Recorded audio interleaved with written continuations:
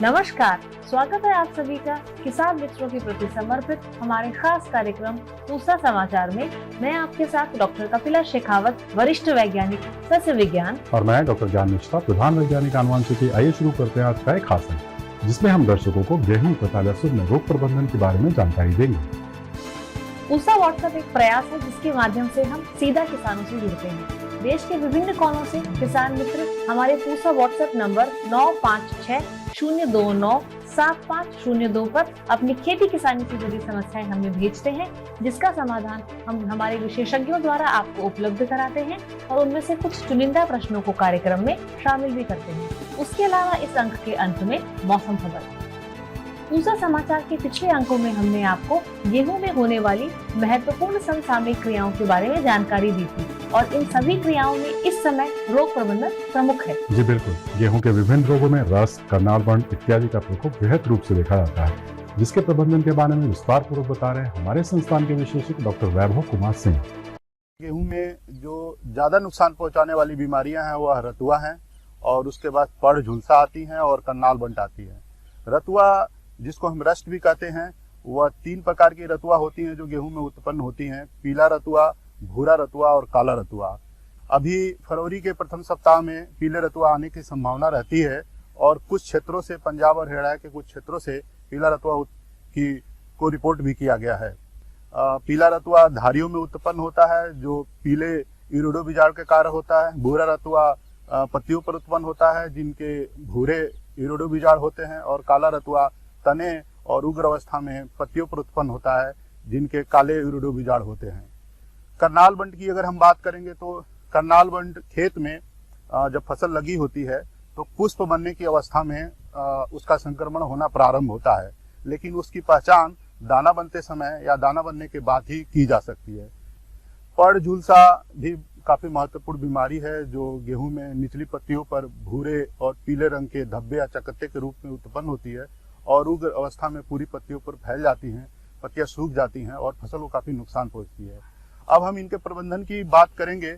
एक सबसे अच्छी जो दवा है, जो फफूंदीनाशक है, इन तीनों बीमारियों को कंट्रोल करने के लिए वो प्रोपिकोनाजोल है, जिसका 0.1% का घोल का छिड़काव किसान भाइयों को करना चाहिए। अगर रोग की उग्र अवस्था है, ज्यादा फैल रहा है, तो दूसरा छिड़काव 15 दिन के बाद करें। दूसरी चीज ये है कि अभी आप गेहूं की फसल लगा चुके हैं तो बीज सीड ट्रीटमेंट जो होता है वो कई प्रकार की बीमारियों से बचाता है। अगर आप अपने बीज को बोने से पूर्व उसका सीड ट्रीटमेंट करते हैं तो आप करनाल बंट से भी आप उसको बचा सकते हैं और पड़ झुलसा से भी बचा सकते हैं। तो बीज उपचार के लिए सबसे अच्छी दवा जो है वो बीटावेक्स है, जिसका 2.5 ग्राम प्रति किलोग्राम बीज की दर से आप बीज को आप अपने उपचारित कर सकते हैं। अत्यधिक उर्वरकों का प्रयोग भी इन बीमारियों को बढ़ाने में काफी सहायक होता है। इन उर्वरकों में सबसे ज्यादा जो किसान भाई हमारे प्रयोग करते हैं वो नाइट्रोजन उर्वरक है, नाइट्रोजन है। जो भी वैज्ञानिकों द्वारा अनुशंसित मात्रा गेहूं में नाइट्रोजन प्रयोग करने की है उसी का प्रयोग करें, क्योंकि यह बीमारियों को बढ़ाने में काफी सहायक होती है। पूसा समाचार के पिछले अंकों में हमने लहसुन की महत्वपूर्ण समसामयिक क्रियाओं के बारे में जानकारी दी थी। देश के विभिन्न प्रदेशों से कई किसान भाई लहसुन में लगने वाले रोगों के बारे में भी जानकारी चाहते हैं। जी बिल्कुल, लहसुन में अच्छी उपज लेने हेतु समय पर इन रोगों की सही पहचान एवं उचित प्रबंधन अति आवश्यक होता है। इसकी विस्तृत जानकारी दे रहे हैं हमारे संस्थान के विशेषज्ञ डॉक्टर अनिल खान। प्यारे किसान भाइयों, आज हम बात करने वाले हैं लहसुन के बारे में। सबसे पहली बात, जब भी वो लहसुन लगाते हैं तो जो बड़ी फांकें होती हैं उनको लगाएं। जिनका वजन कम से कम 1 ग्राम के करीब होता है उनको लगाएं। बहुत छोटी छोटी फांकें ना लगाएं। और जब वो फांकें लगाते हैं तो उस टाइम पे जो उनको NP और K, जो नाइट्रोजन है, फास्फोरस और पोटाश है, वो कम से कम 150-50 के हिसाब से डालें। मतलब 150 किलोग्राम नाइट्रोजन का इस्तेमाल करें, 50 किलो फास्फोरस और 50 किलो पोटाश का इस्तेमाल करें। और जो 150 किलोग्राम नाइट्रोजन है वो आप 3 टाइम में डाल सकते हैं। एक तो जो शुरू में जब आप लगाते हैं लहसुन को, उसके बाद 30 दिन के बाद आप फिर नाइट्रोजन डाल सकते हैं 50 किलो, और उसके 15 दिन के बाद, मतलब 45 दिन के बाद आप नाइट्रोजन का इस्तेमाल कर सकते हैं। पत्तियां पीली पड़ने का एक कारण ये होता है कि आपने जो खाद की मात्रा है वो पूरी नहीं डाली है। जब आप अपना लहसुन लगाते हैं, लहसुन लगाने के बाद आप उसमें पनीडा का या पेंडिमेथिलिन का स्प्रे करें।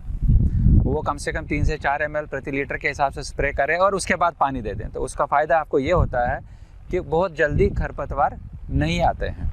जब भी आपने लहसुन लगाना है, अगर आप चाहते हैं कि आपकी पैदावार अच्छी हो, पौधे से पौधे की दूरी आपकी 10 सेंटीमीटर होनी चाहिए। अगर आप ऐसा करते हैं, एक तो आपकी दूरी अच्छी रहती है और आप बहुत ज़्यादा लहसुन ले सकते हैं छोटे एरिया में से। तीसरी बात आपने ये ध्यान रखनी है कि आप कौन सी किस्म लगा रहे हैं। किस्म बहुत ज़्यादा इंपॉर्टेंट होती है, बहुत ज़्यादा महत्वपूर्ण होती है। और दूसरी बात ये होती है कि लहसुन जो सर्दियों में लगता है, सर्दियों में इसकी ग्रोथ थोड़ी कम रहती है। जैसे जैसे तापमान बढ़ने लगता है, वैसे आप देखेंगे आपके पौधे एकदम सुदृढ़ और अच्छे लगने लगेंगे। जैसे फरवरी में टेम्परेचर बढ़ना शुरू हो जाएगा, आपके पौधे आप देखेंगे बहुत अच्छे आ रहे हैं। उसके बाद अगर आप देखेंगे कि उसमें क्या कीड़े आते हैं या क्या, सबसे मेन चीज़ जो इसमें आती है वो है थ्रिप्स। थ्रिप्स के लिए आप क्या करते हैं, थ्रिप्स आप देखेंगे कि आपको लगता है कि आपके पत्ते चूसे हुए हैं या गिरे हुए हैं। अगर आप बीच में से इसके 2 पत्ते, जो अंदर वाले नए पत्ते होते हैं, 2 खोलेंगे, अगर आप वहाँ पर देखें कीड़े हैं और वो 20 या 25 से ज़्यादा हो रहे हैं कीड़े, वो चल रहे होते हैं, आपको दिखाई देंगे, तो आपने स्प्रे करना है कोई भी इंसेक्टिसाइड का, जो भी कीड़ा मार दवाई है। जैसे कार्बोसल्फान है, 2 ml प्रति लीटर के हिसाब से इस्तेमाल करेंगे आप। फिप्रोनिल है, वो 1 ml प्रति लीटर के हिसाब से इस्तेमाल करेंगे। अगर आपको लगता है कि फिर भी कोई फ़र्क नहीं पड़ रहा, तो लास्ट में अगर आप चाहें तो एक स्पाइनोसाइड करके आता है, वो बहुत कम लगता है, बहुत महंगा भी होता है, इसलिए बहुत कम लगाना चाहिए आपको। 3 से 4 ml प्रति लीटर के हिसाब से आप स्प्रे करें। जब भी आप स्प्रे करते हैं, आपको ये पता होना चाहिए कि लहसुन या प्याज के पौधे एकदम खड़े रहते हैं, उन पे पानी रुकता नहीं है। और अगर आप स्प्रे करेंगे, वो पानी सारे नीचे गिर जाता है, तो आपको कोई फ़ायदा नहीं है। इसीलिए जो घुलनशील होता है, स्टिकर बोलते हैं हम उसको, अंग्रेजी में स्टिकर बोलते हैं उसको, घुलनशील 1 ml प्रति लीटर के हिसाब से उसको भी आपने स्प्रे में डालना है और उसके बाद स्प्रे करेंगे। तो उससे क्या होता है, वो ये चिपकने वाला पदार्थ है, उससे आपकी दवाई जो है वो चिपक जाती है। दूसरी बीमारी आप इसमें देखेंगे, आपके जो पत्ते वो जलेबी की तरह हो गए, बहुत टुड़े मुड़े एक दूसरे के अंदर चले गए। वो एक बीमारी होती है जिसे एरियोफिड माइट कहते हैं। वो माइट्स होती है, वो आपको दिखाई नहीं देती हैं, लेकिन आपको लगेगा कि वो एक पत्ते के अंदर दूसरा पत्ता चला गया। अगर सल्फ़र आपके पास है, सल्फ़र 5 ml प्रति 15 लीटर के हिसाब से आप इस्तेमाल कर दे, 5 या 10 ml प्रति 15 लीटर के हिसाब से इस्तेमाल कर दीजिए। सल्फ़र का स्प्रे करने से भी आपको बहुत फ़र्क पड़ जाएगा। इसके अलावा अगर आप देखते हैं फफूंदियाँ इसमें आती है। अभी आप देखोगे जब टेम्परेचर शुरू हो जाएगा, तापमान बढ़ना शुरू हो जाएगा, तो आपके जो पत्ते हैं ऊपर से ही मरने शुरू हो जाएंगे, पीले वो एकदम से काला काला से धब्बे आने शुरू होंगे, वहाँ से मरना शुरू हो जाएंगे और आपकी पूरी जो फसल है वो झुलस जाएगी। उसको झुलसा रोग बोलते हैं, जैसे स्टेम फिलियम ब्लाइट बोलते हैं। उसके लिए आपको प्रीडोमिल भी इस्तेमाल कर सकते हैं, 1 ml प्रति लीटर के हिसाब से आप इसका इस्तेमाल कर सकते हैं। और दूसरी बात, अभी अगर आपका लगा हुआ है लहसुन तो कम से कम 3-4 महीने का हो गया है, अब इसके बल्ब बढ़ने शुरू हो चुके होंगे। 90 दिन के बाद आपने इसमें एक बार मल्टी के का स्प्रे करना है। पोटाश जो है इसको बल्ब को बड़ा करता है, तो मल्टी के का आप स्प्रे कर सकते हैं। वो भी आप 5 ग्राम से 10 ग्राम प्रति लीटर के हिसाब से 1 या 2 स्प्रे करें, उससे आपका जो बल्ब है वो अच्छा बनेगा। पूसा समाचार में अब समय है पूसा व्हाट्सएप सलाह सेगमेंट का, जिसमें हम आपके द्वारा खेती किसानी से जुड़ी समस्याओं का समाधान बताएंगे।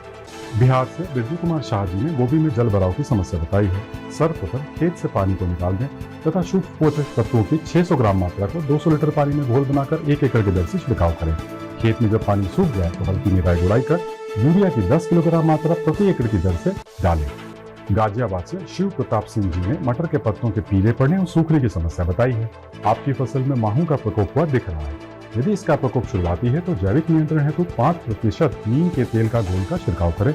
यदि प्रकोप अधिक है तो रासायनिक नियंत्रण हेतु क्लोरपाइरीफॉस की 100 से 150 मिलीलीटर मात्रा को 200 लीटर पानी में घोल बनाकर 1 एकड़ की दर से छिड़काव करें। श्री गंगानगर से सीताराम स्वामी जी ने लहसुन के पत्तों में पीलापन एवं मुड़ने की समस्या बताई है। आपकी फसल में कीटों का प्रकोप हुआ है। इसके समाधान हेतु सर्वप्रथम स्पाइरोमेसिफेन की करीब 200 मिलीलीटर मात्रा को 200 लीटर पानी में घोल बनाकर 1 एकड़ की दर से छिड़काव करें और इसके बाद ट्राइसाइक्लोजोल की करीब 200 मिलीलीटर मात्रा को फिर 200 लीटर पानी में घोल बनाकर 1 एकड़ की दर से छिड़काव करें। देवास से संदीप भारती जी ने लहसुन के पत्तों में पीलापन एवं झुलसने की समस्या बताई है। आपकी फसल में थ्रिप्स नामक कीट का प्रकोप हुआ है और इसके समाधान हेतु स्पाइनोसाइड की करीब 60 से 70 मिलीलीटर मात्रा को 200 लीटर पानी में घोल बनाकर 1 एकड़ की दर से छिड़काव करें। आइए जानते हैं आने वाले सप्ताह देश भर में कैसा रहने वाला है मौसम का हाल मौसम खबर में। भारत मौसम विज्ञान विभाग द्वारा दिए गए मौसम पूर्वानुमान के अनुसार 13 और 14 फरवरी को जम्मू, कश्मीर, लद्दाख, हिमाचल प्रदेश और उत्तराखंड में कुछ कुछ स्थानों पर हल्की बारिश या बर्फबारी की संभावना है। अगले 5 दिनों के दौरान तमिलनाडु, पौंडीचेरी, कराईकल, केरल, माहे और लक्षद्वीप में कुछ कुछ स्थानों पर छिटपुट वर्षा होने की संभावना है। 16 से 18 फरवरी के दौरान पश्चिमी हिमालयी क्षेत्र में कुछ कुछ स्थानों पर हल्की वर्षा या बर्फबारी की संभावना है। अंडमान निकोबार द्वीप समूह, केरल, माहे और लक्षद्वीप में कुछ कुछ स्थानों पर बारिश की संभावना है। प्रिय किसान भाइयों, बहनों एवं दर्शकों, आशा करते हैं कि पूसा समाचार का यह अंग पिछले अन्य अंगों की तरह आपकी खेती किसानी से जुड़ी समस्याओं के समाधान में जरूर ही सहायक सिद्ध होगा। आप सभी दर्शकों से निवेदन है कि ज्यादा से ज्यादा संख्या में हमारे संस्थान के चैनल को सब्सक्राइब करें और पूसा समाचार के हर अंक का लाभ उठाएं। आप फेसबुक और ट्विटर के माध्यम से भी हमसे जुड़ सकते हैं। कृषि से जुड़ी समस्याएं या अधिक जानकारी हेतु आप हमें दिखाए जा रहे नंबर पर व्हाट्सएप करें। साथ ही अपना नाम और पता अवश्य लिखें। आपके सुझाव और प्रतिक्रियाएं हमें हमारे इस कार्यक्रम को बेहतर बनाने में बहुत ही मददगार साबित होते हैं। कृषि की दिशा में यदि लाने हो नवाचार तो देखते रहिए हमारा साप्ताहिक कार्यक्रम पूसा समाचार। कुछ अन्य महत्वपूर्ण विषयों के साथ अगले शनिवार हम फिर हाजिर होंगे। तब तक लेते हैं आपसे विदा। नमस्कार।